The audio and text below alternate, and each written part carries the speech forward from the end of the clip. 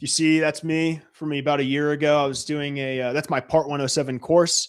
I'm working on revamping that right now. So if you'd like to get your Part 107 license and join the Part 107 small unmanned aerial systems piloting community, best way to do that is to get my guide. I point you to all the best free resources and the most efficient way to get the Part 107 license. Kind of been thinking about this state of the drone industry.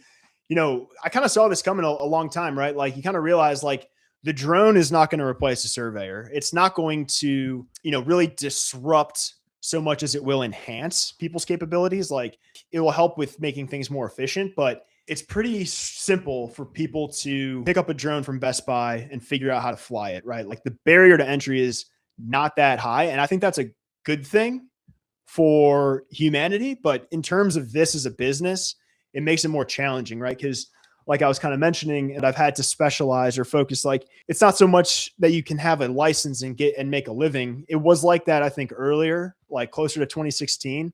But I think especially recently, I found it's like I've kind of leaned into my focus on helping people get the Part 107 license and with the training and the education. That's the piece that I'm passionate about. But yeah, I think it's important to, as I've been kind of reflecting here, if you'll find a way to use drones to complement an existing business. I don't think drones in and of themselves are a great business because again, there's already so much competition. It's so easy for anybody to just pick this up.